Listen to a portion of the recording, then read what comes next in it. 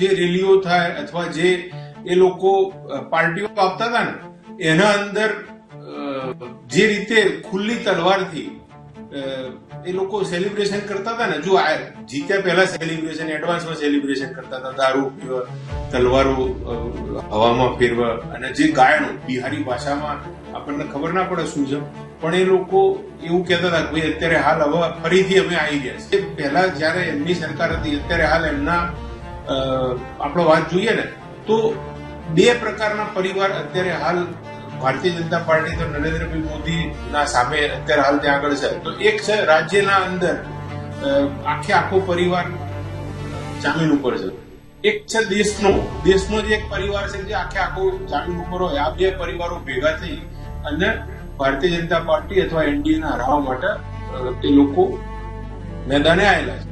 અને બિહાર ઇન્ટેલેક્ચ્યુઅલ ભણેલા ગણેલા લોકોનું છે દેશના અંદર, બિહારના અંદર. અને બિહારમાં હું ચૂંટણીના 2 મારા સમાજની એક મીટિંગ હતી તો ગયો તો કોઈ જગ્યા એવી નહોતી જ્યાં આગળ ડેવલપમેન્ટનું કામ ના થતું હોય, એટલે લોકોને ખબર તો પડે જ છે. પછી અહીંયા ગુજરાતના અંદર ઘણા બધા લોકો કામ કરવા માટે બિહારમાંથી આવે છે, તો એ લોકો પણ આપણે જોઈએ ને તો નિશ્ચિંત રહી શકે.